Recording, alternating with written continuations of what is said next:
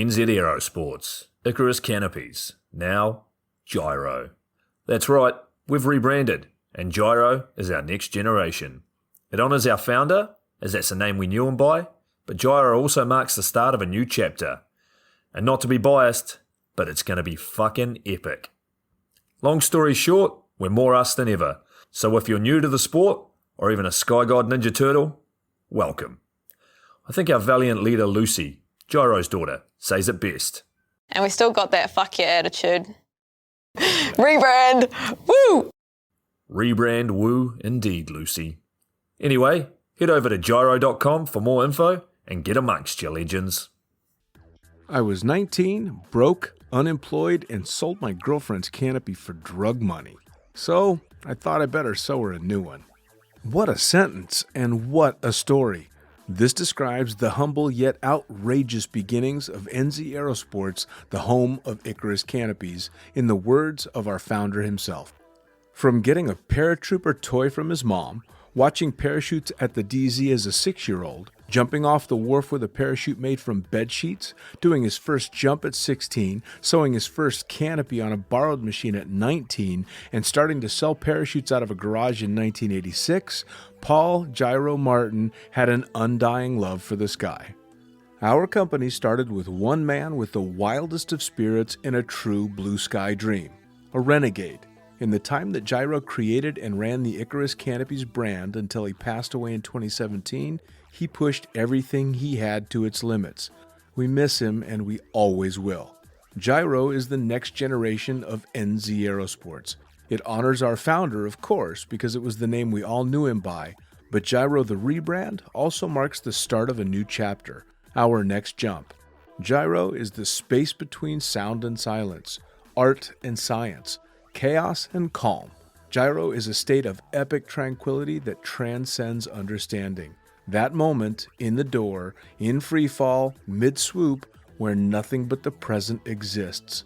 A perfect balance of euphoria and thrill. Gyro captures our passion for flying and our commitment to designing break-the-fucking-rules canopies that deliver pilots pure, wild flight. Hey gang, so I got a new book out. It's called The Upside of Fear, and it's exactly what you think it's about. It's about the good side of, well, getting scared. In it, we talk not only about the science and biology behind fear, but the psychology as well.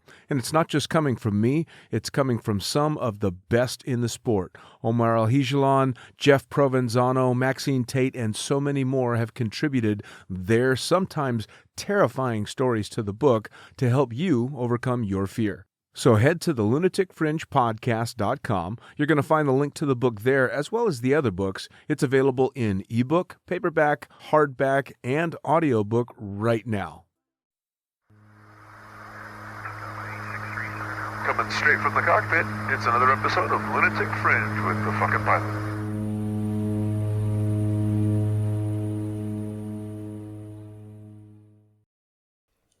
Ready, set, go! Back in the can for another special edition of Lunatic Fringe Into the Void. And before we even say who you are, cheers.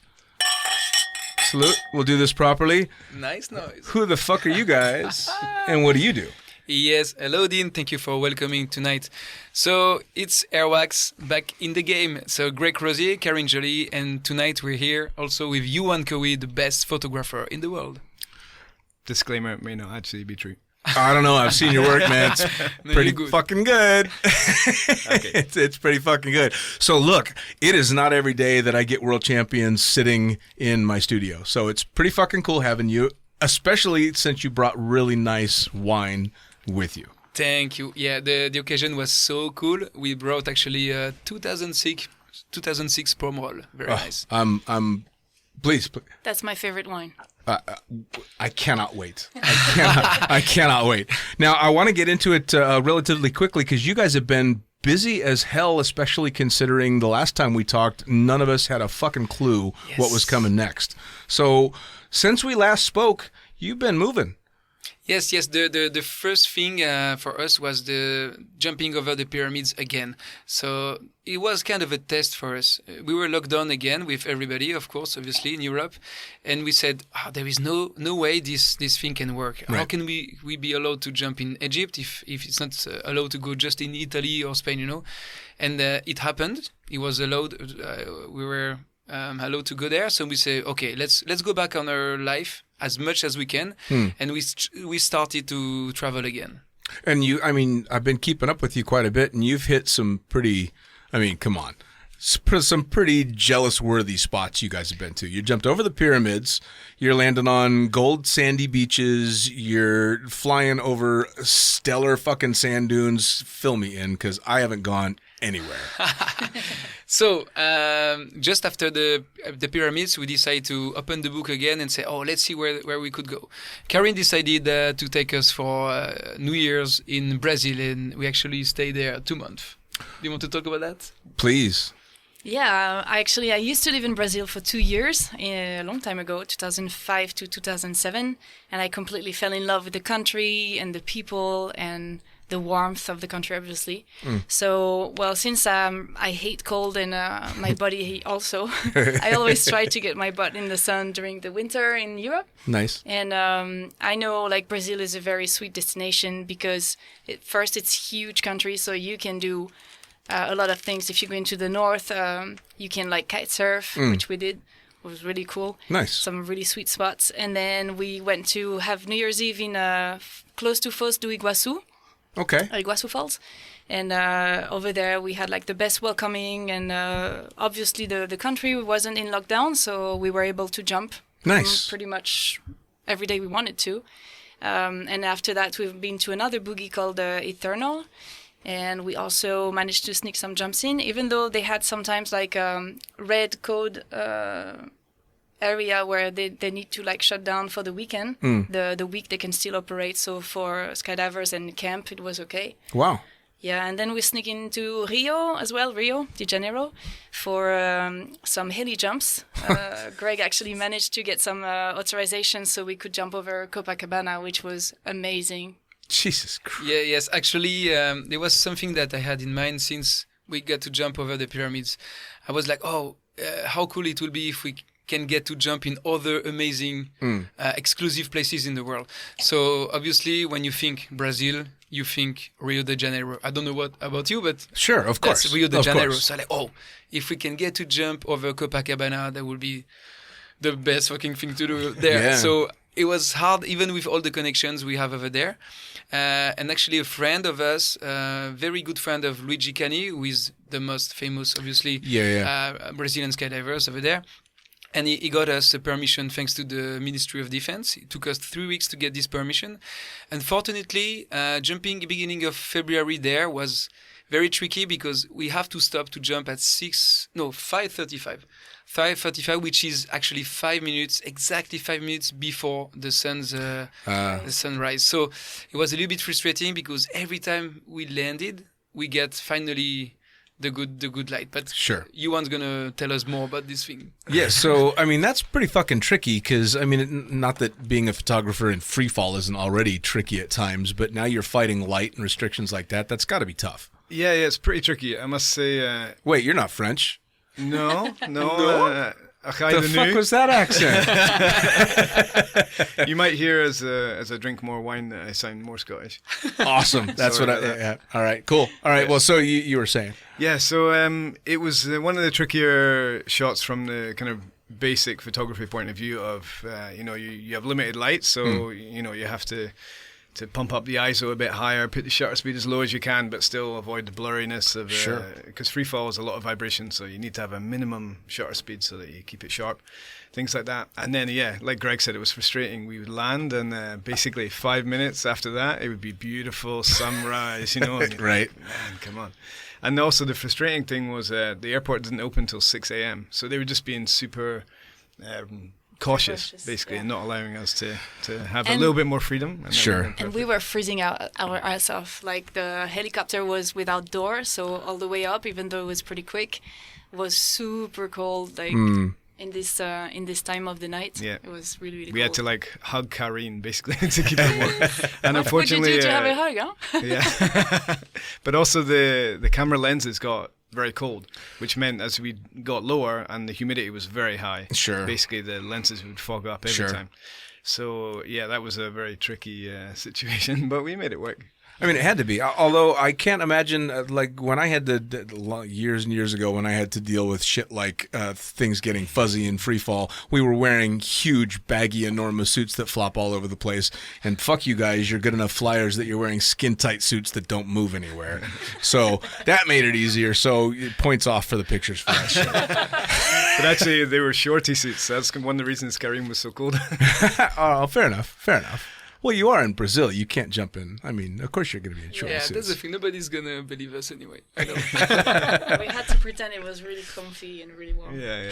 Of course, well, but that's the illusion, right? Part of it is creating an illusion. You want to be able to put this amazing photo up, and it's supposed to be as cool as that image was, right? And try and Photoshop out the tiredness of getting up at 3 a.m.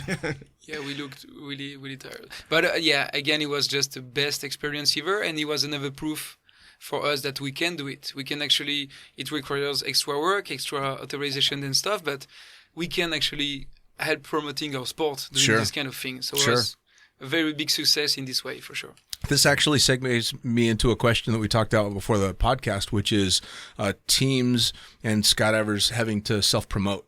And it's not just for sponsorship, but it's also because skydiving now has become pretty mainstream. You know, I mean, you see it in a lot of places that you wouldn't have ever seen it before.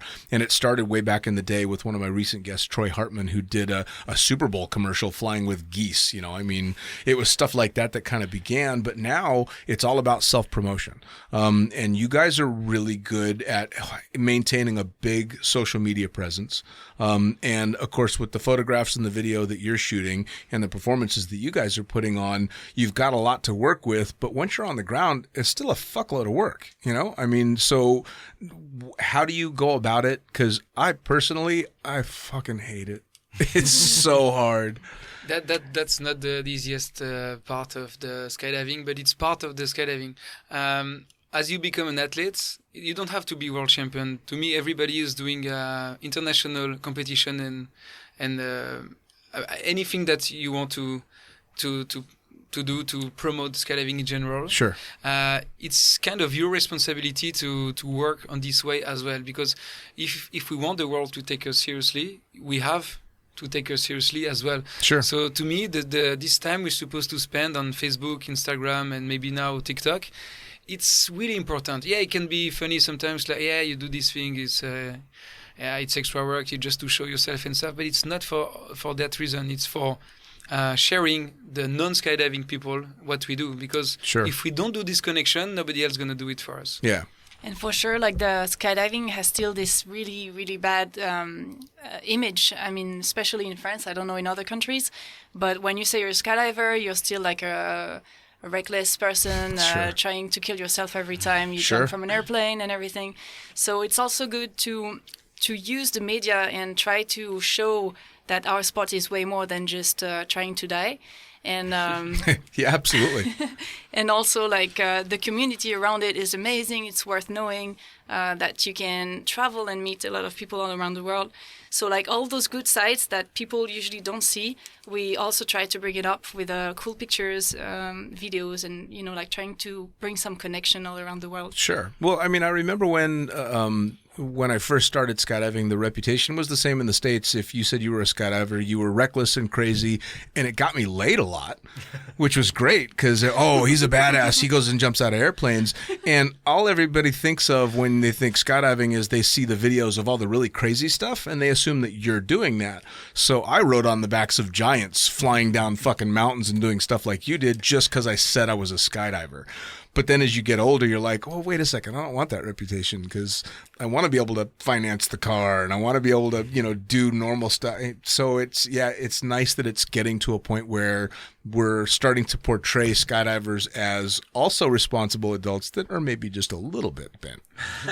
Just a little bit. Oh, you have to be. We need that. Right? I mean, what would skydivers be without being a little bit crazy? For sure.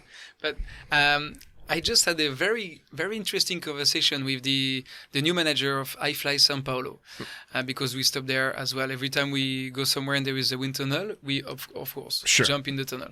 And it is the guy. This guy is not from skydiving world. As he noticed that every countries that have the word paracaidismo, paracaidismo, parachutismo, para whatever, somewhere in the people's mind is like, it's to stop the free fall, stop the chute libre. Right. So it's kind of a scary thing. Maybe it's contribute in a way of being a scary thing and for crazy people.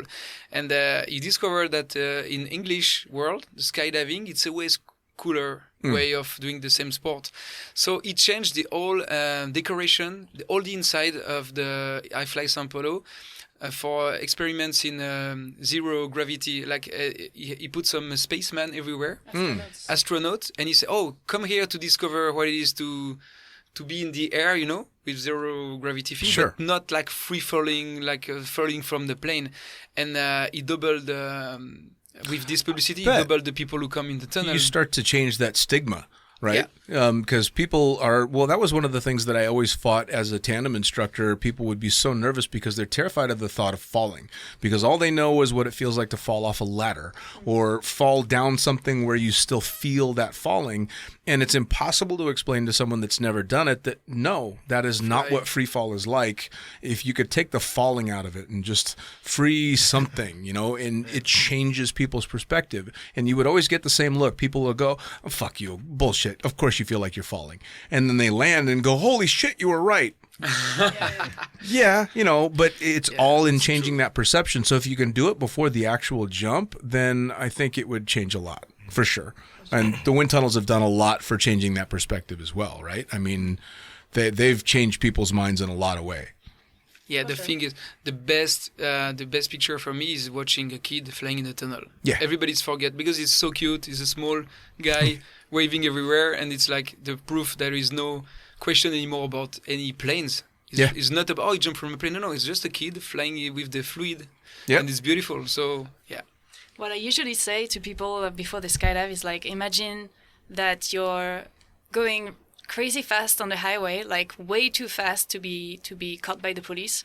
And then, you don't want to be caught by the police.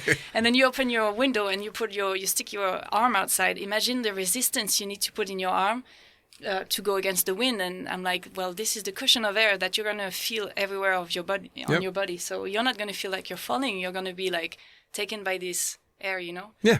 So. I used to explain to people that you'd get a disorientation as you left the airplane. It was kind of a what's up, what's down.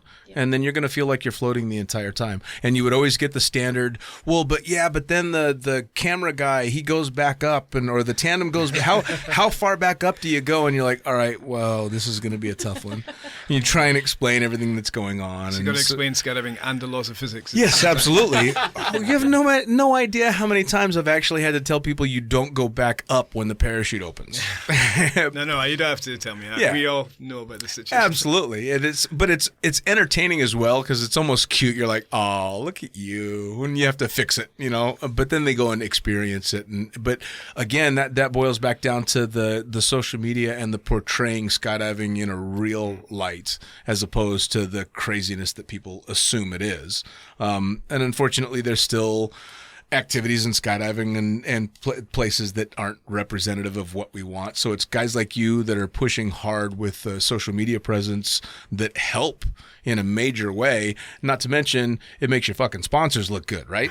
Yes. I mean, well, they make us look good, so Yeah, got to help. exactly. yeah. Well, let's go throw a quick shout out to NZ Aerosports, because fuck yeah. Right. Yeah. Fuck yeah. I actually, and again, pre-podcast, I was asking you guys, because I love the branding on your canopy. And there's a great shot of you. I think it was in Egypt. And you're kiting. Maybe it wasn't Egypt. Maybe it was the Maldives, which is another place I hate that you guys got to go to and I didn't. Could have also been Brazil or even Namibia. Fuck off. Yes, this one. That one. And then there's one where you're kiting it on the ground with everybody standing in it. It's NZ Aerosports. Fuck yeah.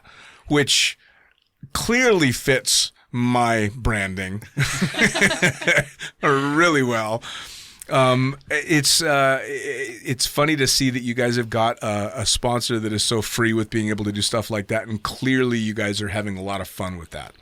Yes, we just love, since the very beginning, we love the spirits. I mean, of course, we love all the canopies they build. That's obvious. But we also love there's the family way of proceeding they have. I don't know if you heard about this, but most of the time on Friday they try to finish earlier a little bit on Friday, so they can just all have a beer all together in the manufacturing. Which is how amazing. cool is that? Like whatever you're doing in the factory, you just takes 5 minutes to spend time together. And also, like when we were in Australia for the World Championship, they had like the coolest stand where after the jumps you could go and have snacks and have massage and talk around with a glass, and it was really, really cool. And there was this other competition somewhere where we could have a beer over there.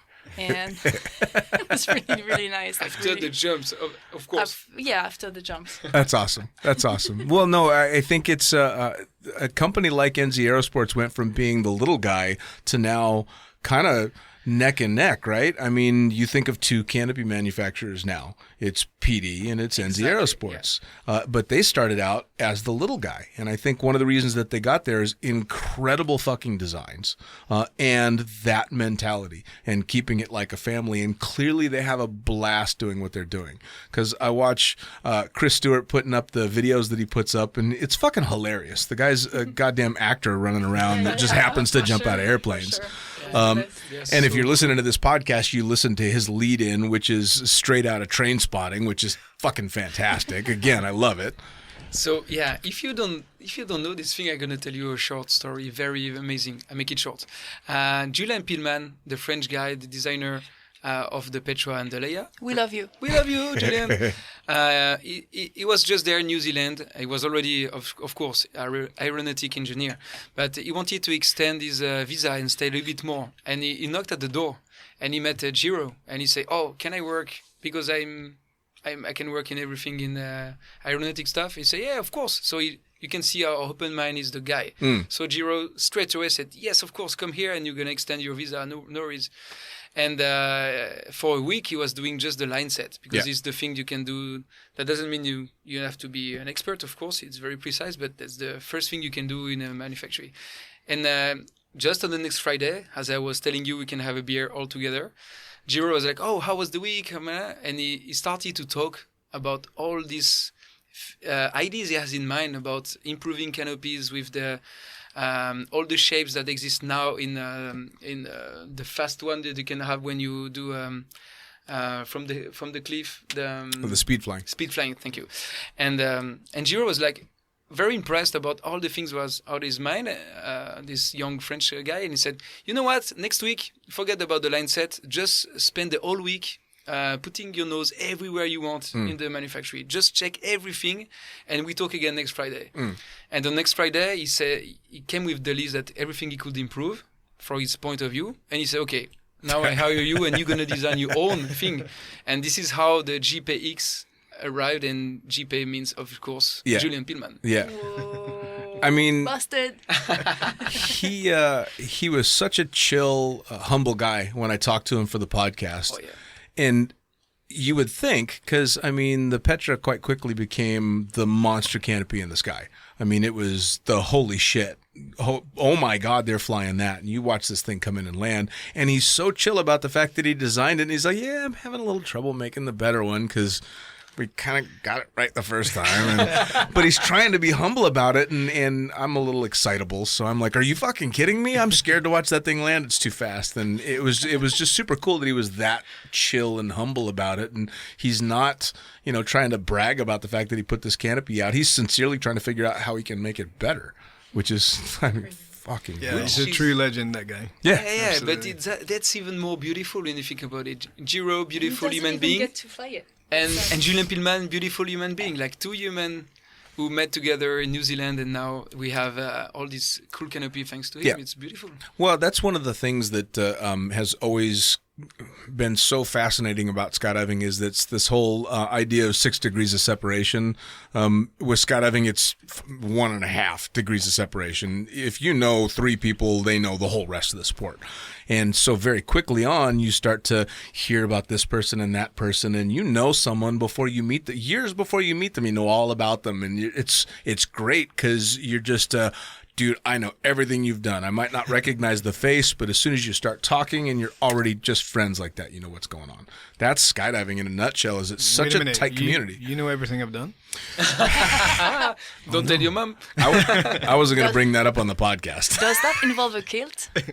Maybe. Kilt? Oh, yeah, How do you say kilt. that? Kilt. Kilt. Oh, yeah, one of the things we're going to do, I'm going to buy Greg a kilt, which if you don't know is the traditional Scottish dress, which some people think is a skirt, but it's not.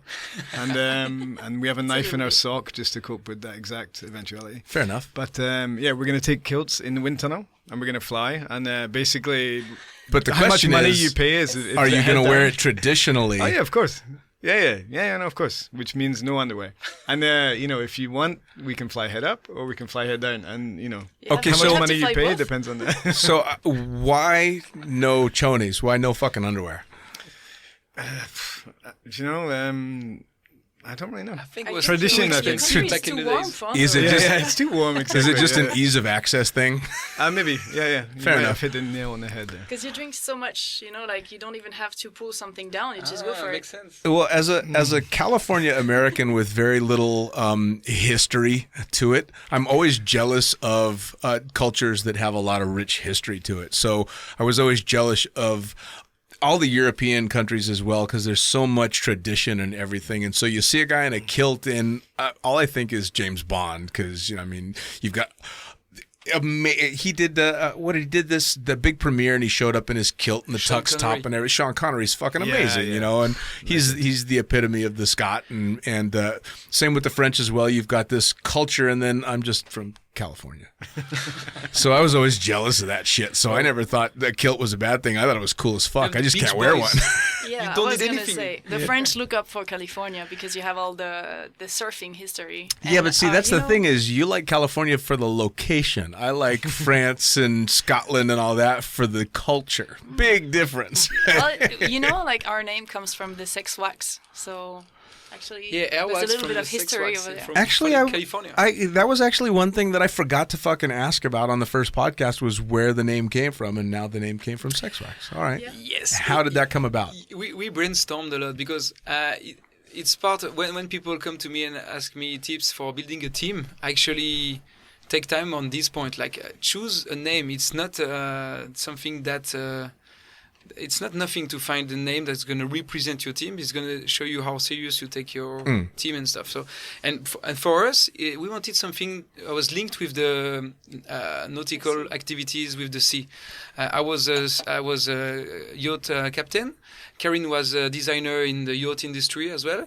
We are both doing surf and scuba diving. And our video man in the days, Tony, he was semi-pro on the windsurf, and also he was doing a little bit of kitesurf. So everybody was spending half time in the water. So we said, we definitely need to find some things also refer to the sea or something.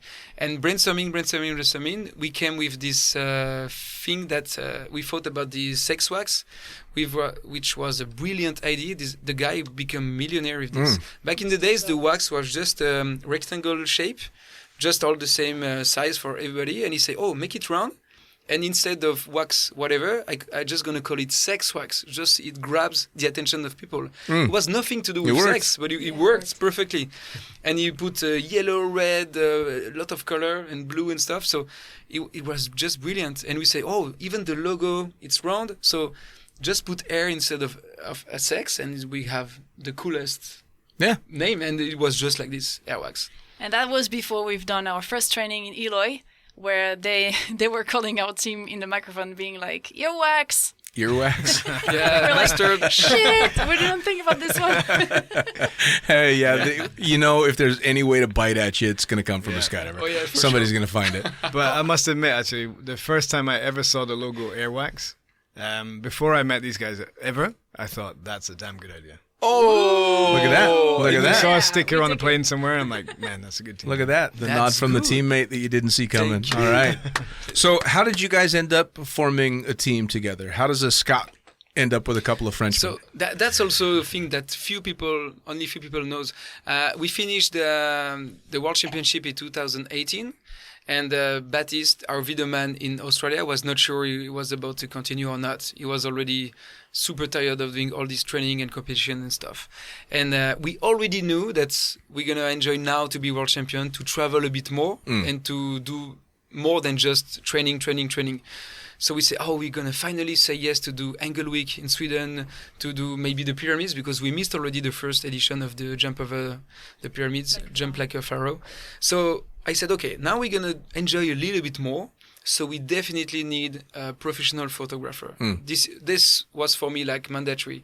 If you want to take you seriously, like I was saying. So we want professional things, not only screenshots. Yeah. So I met already Yuan a year ago. He was in the training he was actually the official attendant. No, even before. But I met him in the French record before, and we worked as well on the world record. So I could tell the guy was super sweet, super nice, extremely pro. Yeah, very polite. I cannot tell anything bad about this guy. He's again another beautiful human being. He drinks a lot. Yeah. So I said, hey, if we have to do anything with a photographer, there's nothing better they can find than this Scottish guy, even if he Cheers. was kilt, Look at that. Yeah, cheers, bro. Oh, You're empty. yeah, almost. I was gonna tell you to make the noise. Oh, yeah. Here you go. Yeah, I love you, Iwan Koi, but you already knew. So we're going to backtrack a little bit because I missed a good fight that I saw coming about social media, and I'm not letting it go. So I asked about the social media, and Greg, I know that you primarily are the one doing the social media.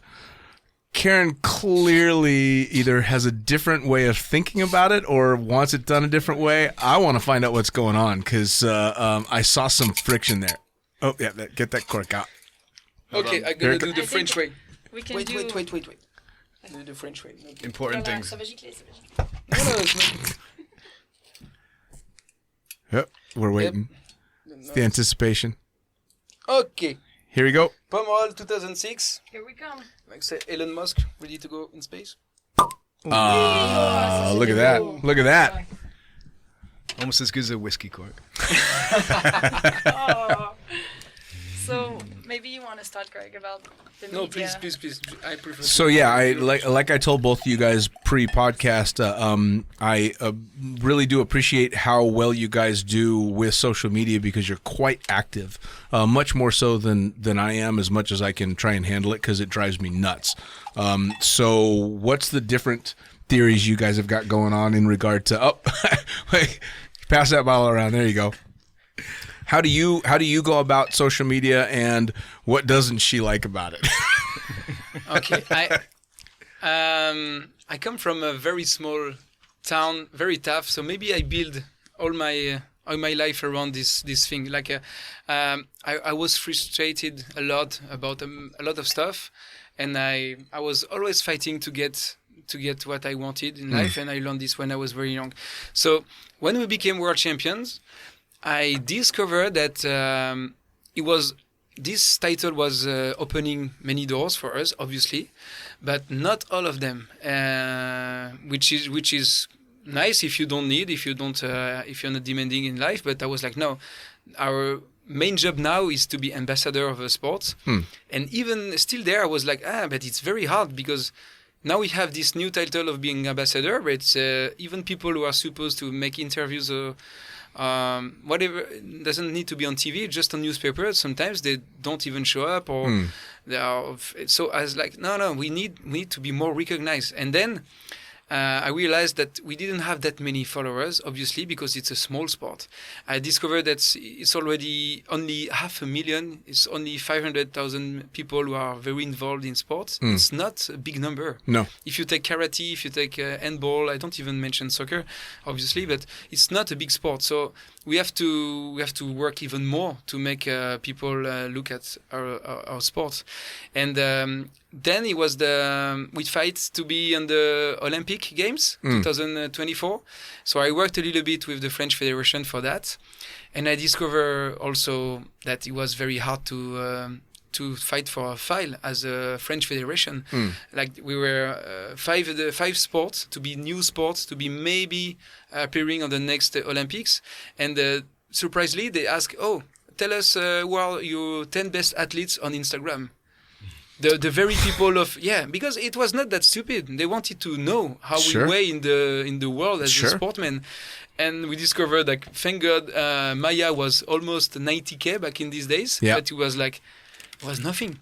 Yeah. So it was even another extra proof that we need to work way more on everybody as athlete at his level has to work more to promote himself, and it doesn't require that much.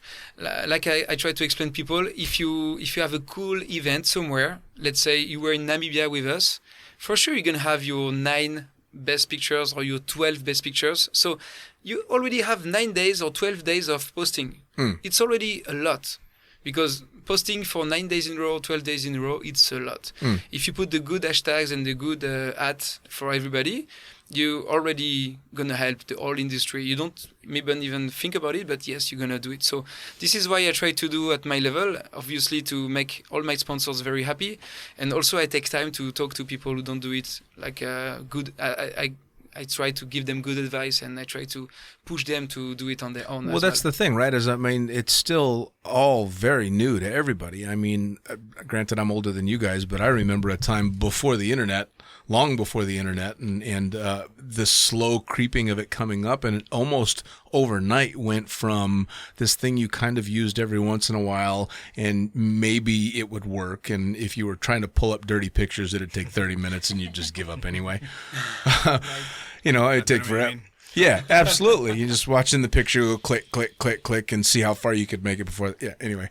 But all of a sudden, it's bam, you're potentially reaching God knows how many people, and funny enough, it doesn't go anywhere. So if you do it wrong, it sticks with you forever. And so everybody's kind of learning as they go, and social media has been a blessing and a curse, but I think for skydiving especially, or more obscure sports, it's a real blessing because it gets it out there in a way that it never would otherwise. Exactly. I mean, look at it from the point of view of how did people know about skydiving 15 years ago? When I started, it was Point Break, Drop Zone, stuff like that. Now it's then it kind of went through the YouTube stage, I think, with people doing the wingsuit proximity, and that became like super popular. And now it's kind of taken off a lot more. It's becoming a bit more mainstream. Like people are seeing things that we do, which isn't, maybe the most incredibly adrenaline pumping thing, like the wingsuit proximity stuff. But it's beautiful. It's in places that are amazing. It's awe-inspiring.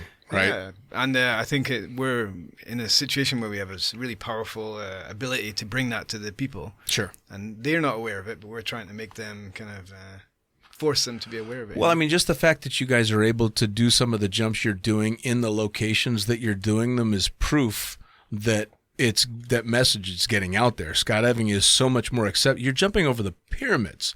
With any luck, knock wood, I might get to jump over Everest this year, for Christ's sakes. I mean, these amazing things happen all because skydiving has gotten into the consciousness of the general public, and that's through stuff like what you're doing.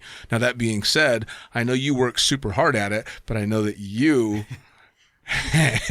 Try to work super hard at it. Yeah. So what's the difference between you guys? So obviously, like I completely agree with this perspective. Like the world is increasing and evolving super fast, as you were saying. Like we're the generation that saw the beginning of computers, and now we're into like all those media going crazy. Like I don't even know what's Snapchat really doing. But I hear about it, and I don't want to feel like old before I'm actually old. So I guess it's really important to keep a foot on what's going on actually, and obviously.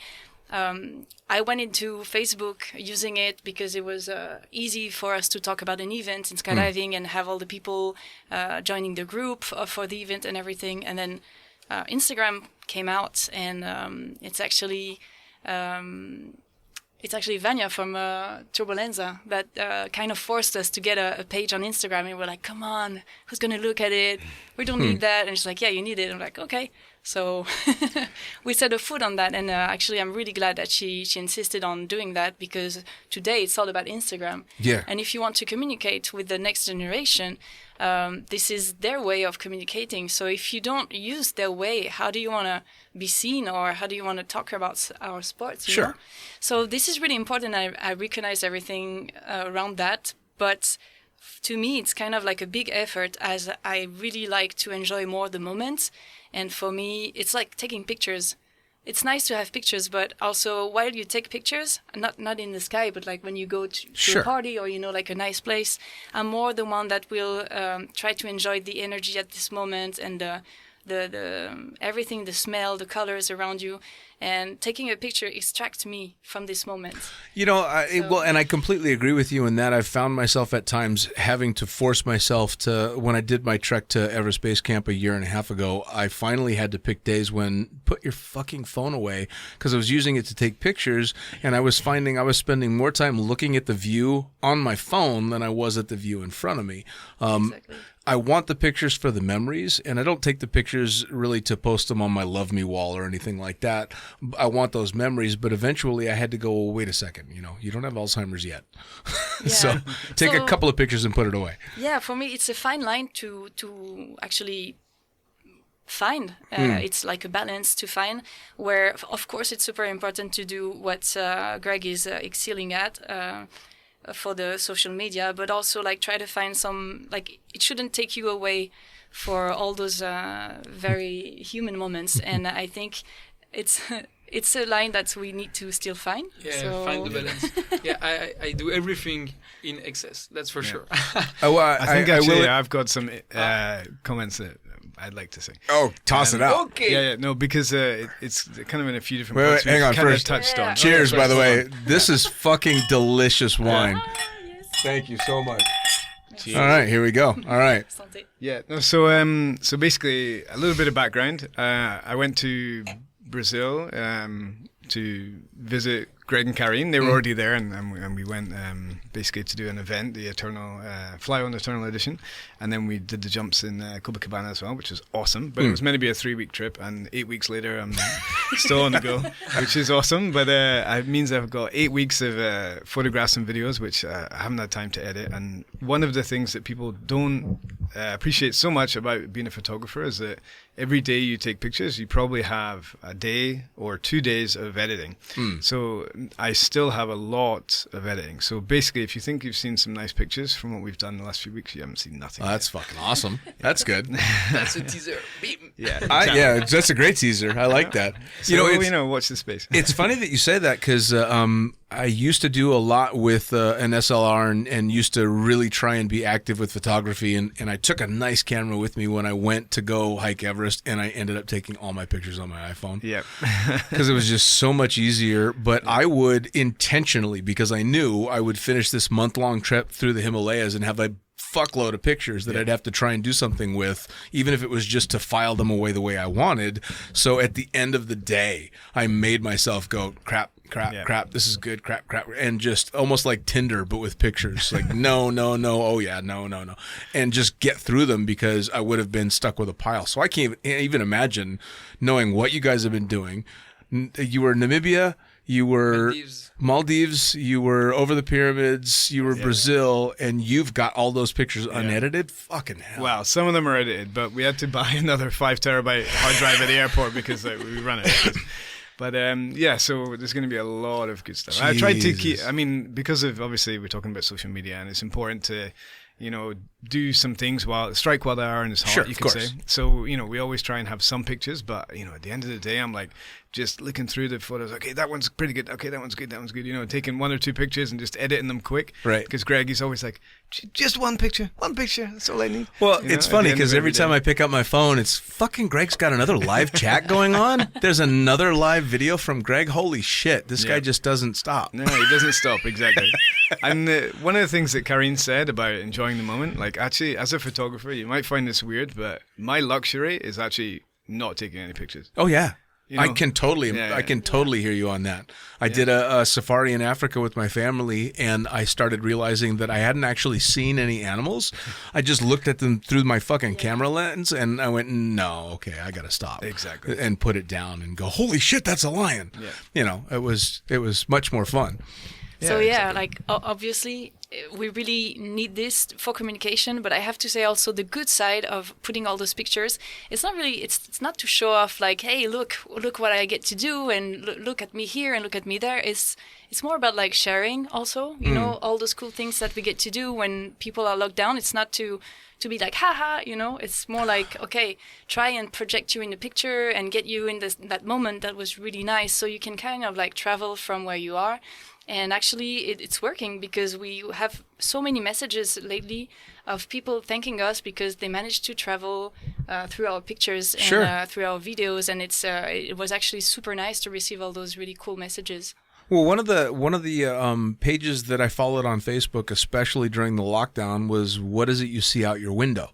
And people are posting these amazing pictures. These are people that are sitting in the Alps, and they're taking pictures out of their front yard, and these stunning pictures. Or people that are in this amazing desert landscapes and all this spectacular stuff, or even just this beautiful garden that someone made in their backyard. And it went from, I think, a few thousand followers to a couple 100,000 followers just over the few months that we were locked down, because people were so hungry for something other than their fucking living room and Netflix.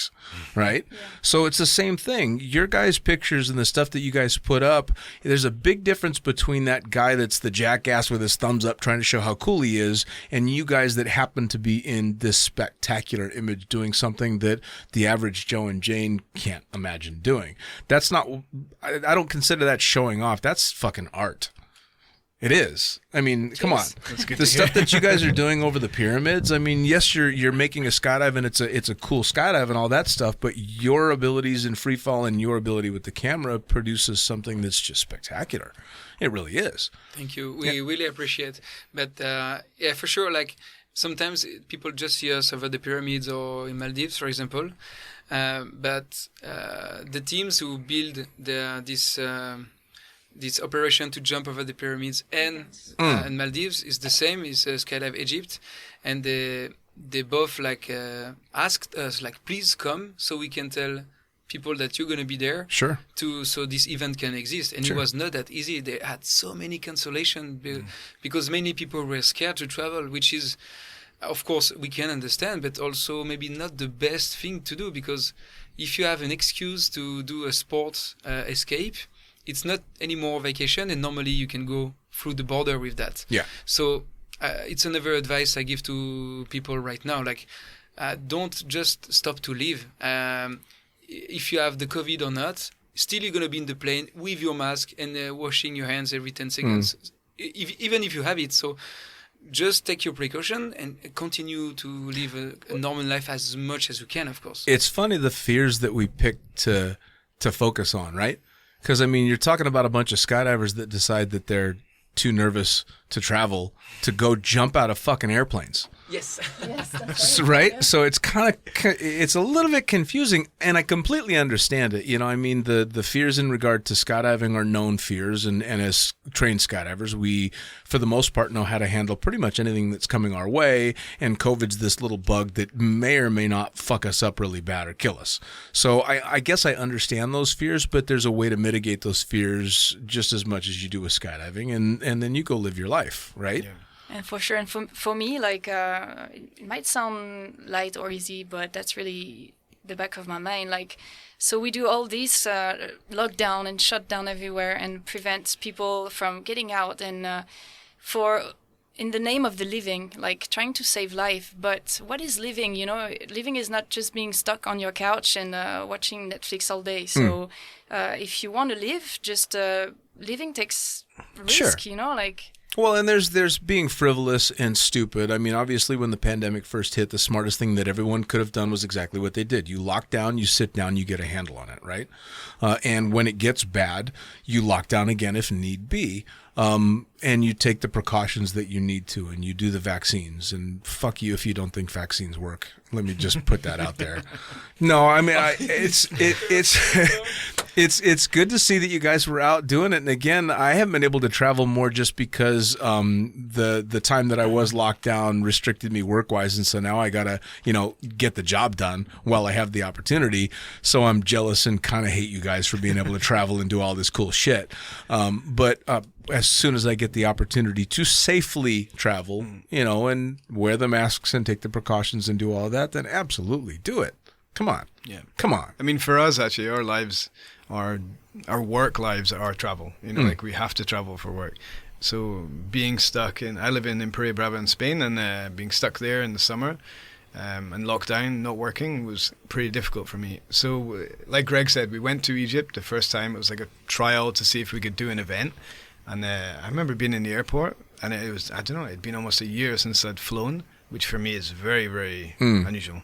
And and the airport was deserted, all the COVID restrictions, and it was kind of very scary. Sure. But then after that, it was okay, it works. We got the COVID test, everything was good. We traveled, it was fine, and we came back, got another test, because actually after that, I went to Dubai, and so I'd gone to Egypt, not got COVID. Had another test. It was fine. I was like, okay, that's good. And then basically we've been traveling now for 2 months in I don't know how many different countries, and everything's been fine. We've been mingling with other people, taking precautions where necessary, but also being skydivers and what a fucking life, hugging people and all that. And what a life. It's been fine. This is life. Everybody in this room at one point decided to jump out of an airplane. Just once, just to for whatever reason, which has led to sitting in this little maid's room that I've turned into a studio, drinking amazing red wine and talking about traveling around the world, meeting cool people, and jumping out of planes. Are you kidding me? Whatever version of the Matrix this is, it's a fucking good one. It's the best one. Yeah. Fuck yeah. This is the program. I want this version of the Matrix next time. It's perfect. It really is. We have pretty cool jobs. Yeah. Yes. Yeah. Now, actually, you're the one person I haven't gotten to ask. How'd you get started in skydiving? Well, actually, I was at university in Edinburgh in Scotland, and What were you going to be when you grew up? I still haven't grown up, but if Good I man. did grow up, Good it would have man. been a geologist, actually. Really? Yeah, I studied Fucking geology and I geography. love it. Yeah. Wow, breaking news. See? That's my favorite thing about this fucking podcast is you never know what you're going to find out. As soon as you start talking to somebody and find out what they were going to be in a previous life or what they already learned how to do.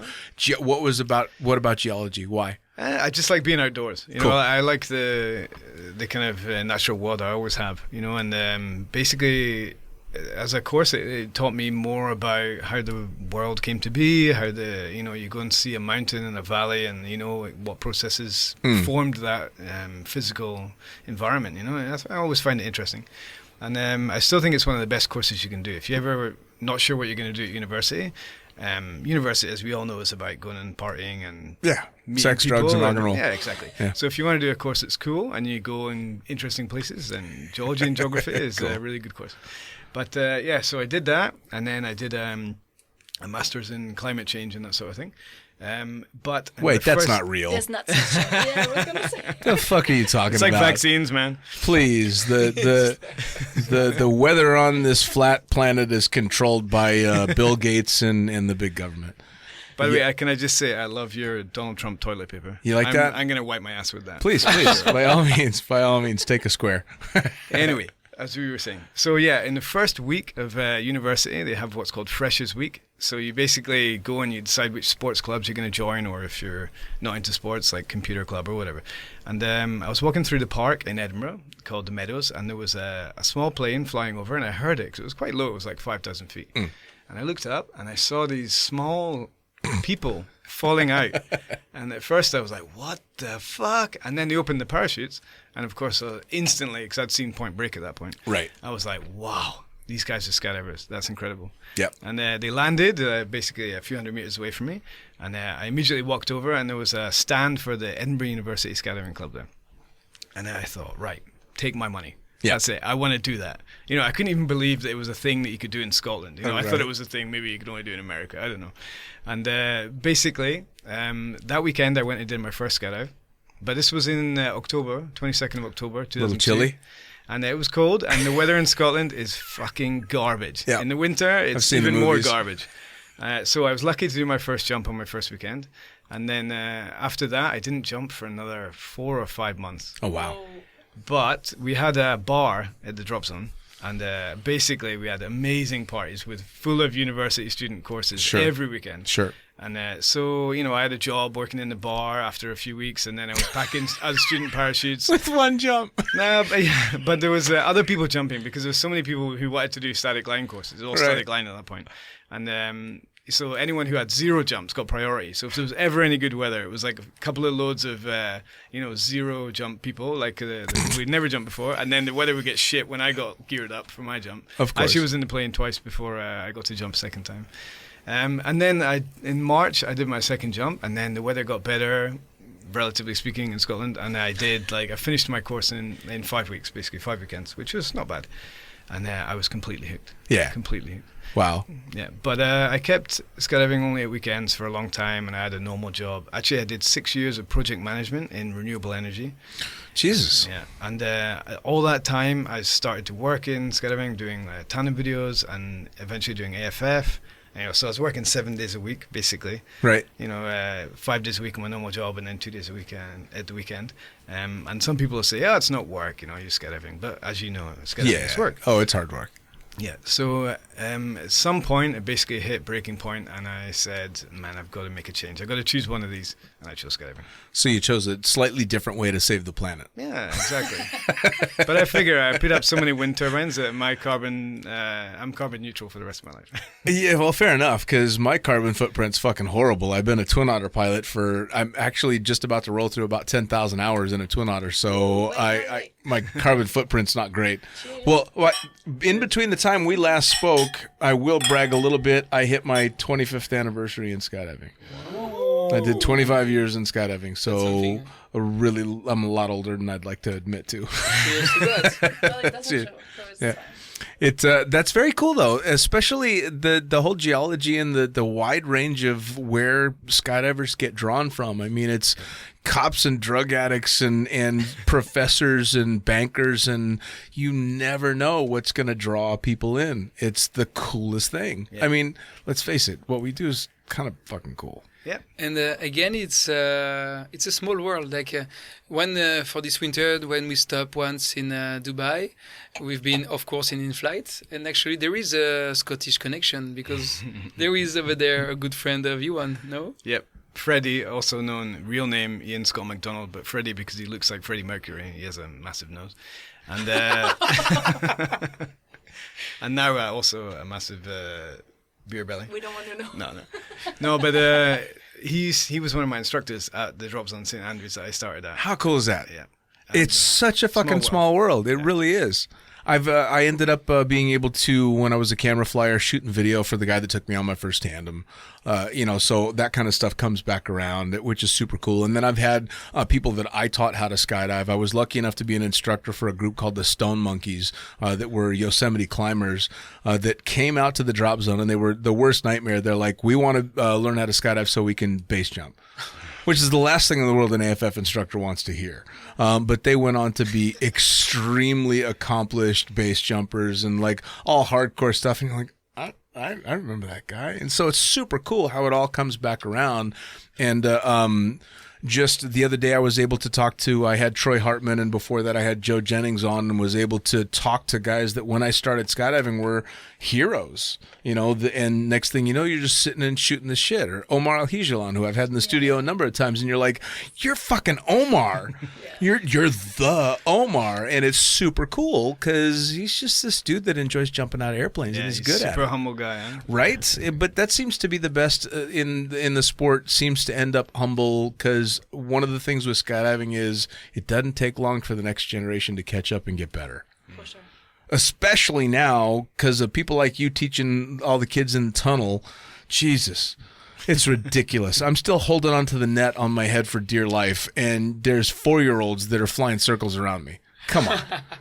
I Actually, the daughter of Omar is doing pretty good job. I know. She's on her way. Dunya is a rock star. She even took over because I had the entire family in for a podcast, and she kind of took over the podcast as well. So. She's awesome. Yeah. Go, Dunya, go. Watch this space. Huh? Yeah, I mean, the future for air sports in general, but for skydiving and wind tunnel flying is just through the roof. Yeah. I do want to ask before we close things out, how is it being a competition team, traveling the world, doing all the stuff that you do, and you're a couple, and you're holding hands? How I kind of expected that midway through the podcast you'd be throwing punches, but you guys are still obviously really a close couple. That's difficult to pull off, but there's a few teams out there that do it. Is there a secret to it, or how do you do it? Oh yeah, of course it's my turn to talk. Obviously, no, it takes a lot of energy. Yeah, no. The thing is, actually, I always said it's kind of harder when you start, but easier for a long time to be a couple. Actually, I try to think about, like, for example, Sarah and Steve Curtis, Yeah. and Steve and Magali Braff. Like, there is many couples who succeed having a long experience because they were a couple, because there is so many difficulties. It's too hard sometimes to hold on, especially if you want to do a new wind tunnel like the Braff, or if you want to train both militaries and do organized world record like the Curtis, something like this. It's very hard to. It's very demanding. So if your couple is doing this thing together, if your partner is with you, it's kind of make it easier in a way for a long time. Because if you're alone, it's way harder. There is many times that's gonna be like, oh, maybe I should maybe stop doing it because it's too much. Sure. Yeah. Well, and I suppose that also helps gel the relationship because you both understand exactly where the other person's at and what's going on, because it's a similar experience. I was always the other way in that if I had a relationship in the sport, I wanted them to have nothing to do with skydiving, because skydiving, I think it's got to be one or the other, right? It's either you've got to be 100% in skydiving with your partner or have nothing to do with it. Exactly. Because either you've got a shitload to talk about in the sport or you've got stories to tell, right? Yeah. And if you travel a lot, it's pretty difficult, I think. There's no way. To find somebody who understands, the fact that you're not going to be there all the time. Yeah. I'm actually very lucky. My girlfriend she works in the Manifest in Imperial Brava, and she's there full time, although we did manage to bring her actually to the UAE and to Maldives with us. Nice. While she wasn't working, but the drop zones is just open now. So potentially, she's not going to be able to travel for a while, and I'm going to be away quite a lot, but she's quite understanding about that. So, there's not that many people that are kind of like that, so it's hard to find one, but when you do, I guess you hold on for dear life. Well, and then of course I was lucky enough to find somebody outside the sport that understands that she doesn't understand the sport, and she's fine with that, and I like that separation for me, because I like to be able to walk away from the sport. I need my little 8-hour vacation from being in the plane and skydivers, because we can be a handful. I think it's all it's different from people to people, but I guess for me and probably for Greg, being in a relationship for me is sharing a lot of stuff with my partner. So I couldn't imagine being into skydiving and have a non-skydiver and not sharing all those adventures together. So because this is the way I work. Sure. And for sure, when you do a team and you start team training and you see the intensity of the training, living all the time together, it's super boundary thing. So if you do it with someone that is not your partner, for sure it's going to cause trouble. Sure. For sure. Do you guys have boundaries? Hey, this is my time. I need this or that. I mean, I set real solid boundaries just for my own sanity. Or do you guys just do everything together? No, everything.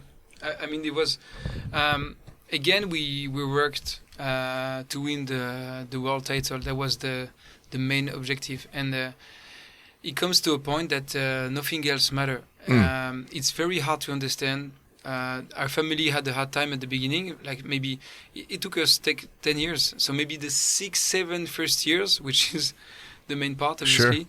They didn't understand why we were missing some weddings or very important Sure. meetings in the family, and it switched. They finally felt that okay, they work for being world champion, and like the last year was definitely for us doing nothing else than everything for winning. Like everything was focused on that. So if it's not your partner with you, it's I don't know how you can do that. Well, and especially trying to get that across to family can be really difficult, because if they're not jumpers and they don't understand, and I would get it all the time, and you're working really hard in a sport that someone doesn't understand how you can you make money doing that. How do you you're a skydiver. You just so that's it. That's what you do. And they don't understand that. Yeah, there's kind of a whole world around it, and you can actually do pretty well. But it's difficult for people to understand what the drive is. And I'm sure you guys got that as well. Okay, you're going to be world champion. What? What for? Yeah. What is that? What is that? So people know what that is, and so it's kind of tough to describe that drive. So I can understand that. Yeah. First few years of trying to push for such a lofty goal in an obscure sport, because let's face it, it's a small sport. The family must have been like, what? No, but they got it. But the good thing, I mean, the interesting thing is people still don't totally get it. Like we had so many friends who said, "Oh, now you get it. Just stop. Like just go back on your sofa and do nothing." It's weird. It's like no. We have this energy to leave our sport because we are passionate about skydiving, and of course we still want to jump in the most exotic places and promote the sport. Sure, the energy is still here, obviously. So, 20 years down the road, it's a long way, but 20 years down the road, where do you find yourselves? I mean, how long have all of you been in skydiving now? Me, 18 years, maybe 19 coming up. So quite some time. Yeah. 17 years for me. And it's going to be 23 or 24. Okay, so I mean, you got a long time in the sport now, but obviously this is it. You know, you've made your choice. So 20 years from now, are you running a drop zone on some exotic beach? Are you still jumping, chasing medals? Are you know, I mean, this is a sport that, quite frankly, you can compete until you can't jump anymore. And there's people jumping in their late 60s and 70s that are still fucking rock stars, you know? So where do you see yourselves? Definitely, I love this team that I have today, and definitely want to still jump on amazing places. It was a great privilege to jump over Copacabana, but obviously it was not the first time. We are working now on jumping on the first time. Really first time on some very exclusive, special places. So I'm gonna keep this team for sure for doing this. Another thing that I really love to do, and I'm so happy that finally Rook Nelson announced the dates, is the world record.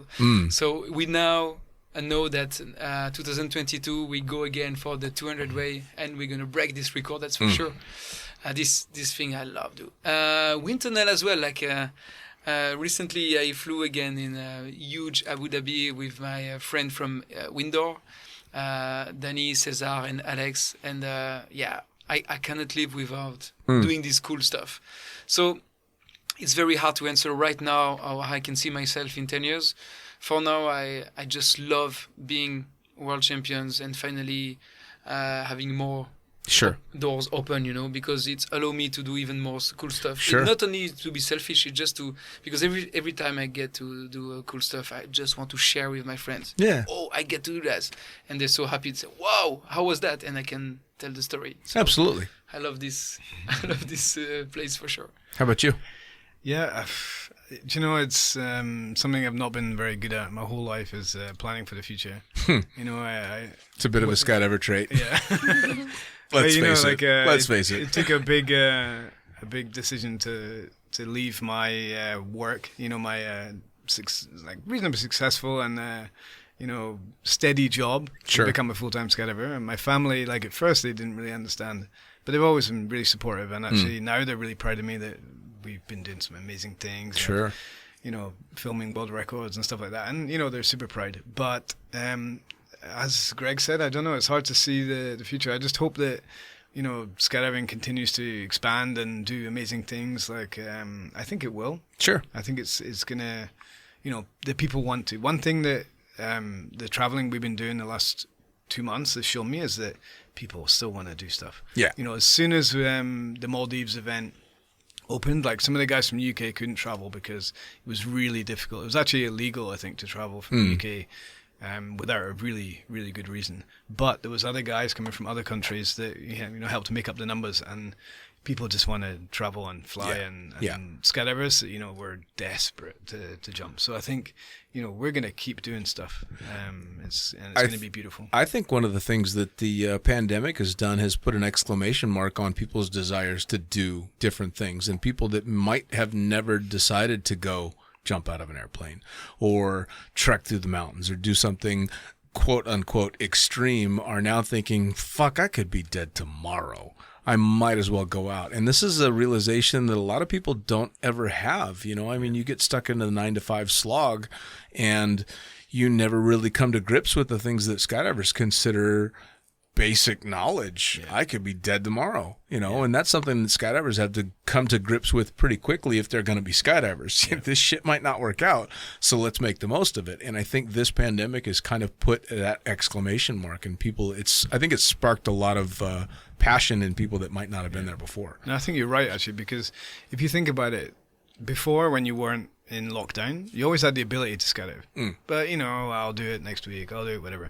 As soon as you have that ability taken away, you're in lockdown and literally you cannot go outside. Oh, yeah. These things become super precious. Oh, yeah. I think. And actually, I think we're going to see actually a lot more skydivers and people doing, like you say, doing extreme sports and things that they've been denied, absolutely denied for the past the stuff that 6 months. The passionate stuff that people just pass on because they can do it next year or the year after, or they're saving for that big thing. And I'm not advocating blowing all your money and going and doing stupid shit. I'm just advocating blowing some of your money and doing a little stupid shit. But yeah, I mean, it's cool though that the answer to the question of where you're going to be in 20 years is I don't know, but hopefully it still involves this. That shows how much, especially after all these years, that you guys dig it. And that your families have accepted the fact that this is you and this is what you do and the things that you're into. And same with mine. I mean, eventually they were like, oh, thank God he's just jumping out of airplanes now. It's nice that you've kind of reached a point where the sky's the limit, no pun intended. Yeah, very cool. Very cool. Well, now, before we wrap things up, are there any events people need to know about? Give all the information on how they track your substantial footprint on social media and keep up with all the live chats. Let them know. Well, for now, we were just waiting a little bit to see what Europe was bringing on with all the pandemic situation. But obviously, I think it's been really hard for someone to get going and start planning on a big event in Europe right now. So I think the future is going to be what we make it. So maybe we're going to start and do a little bit events here and there, because obviously we need to keep people trained for different world record coming up. We have the French head down world record still on this year. We also have the woman world record project 19, which is an amazing project. Yes. We need to keep those ladies training and up to date, so right now the pandemic might have delayed stuff, but it's also an opportunity for some other women that maybe thought they didn't have the level to join us. Well, obviously now you have your time, so if you train in a tunnel and if you come see your regional captain and train with us however you can in the weekends or whatever you get, just go for it, and you never know, maybe you'll have the level on time and you'll be able to enjoy this incredible adventure. So, awesome. This is definitely something we should enjoy.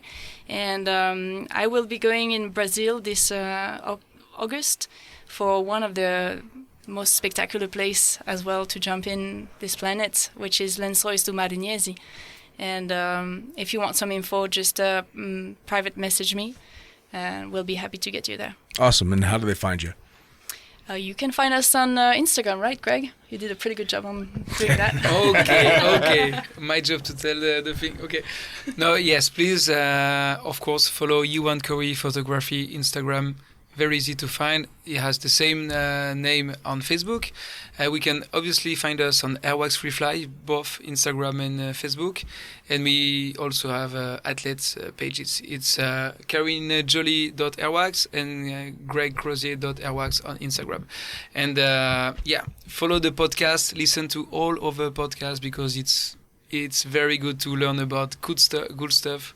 About all around the world with every athlete all around the world. It's very nice. Awesome. Awesome. Guys, Cheers. in the studio, amazing wine, great stories. Thank you so much for taking the time and being around. Thank you. Cheers, guys. We'll do it Cheers. again. Yep. Yeah, next time in kilt, everyone. I'm down. In a winter. I'm down.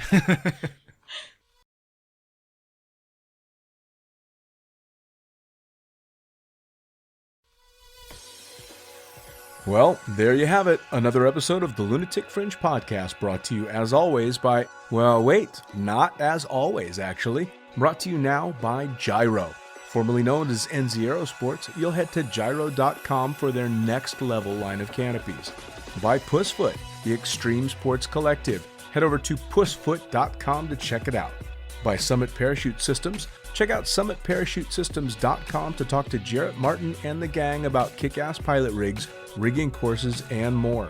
By Flyaway Indoor Skydiving, go to flyawaytn.com and check out all the cutting-edge stuff to come.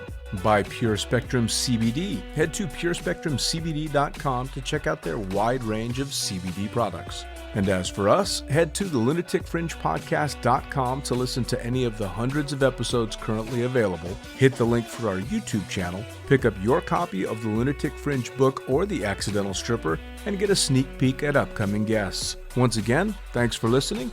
We'll see you next time.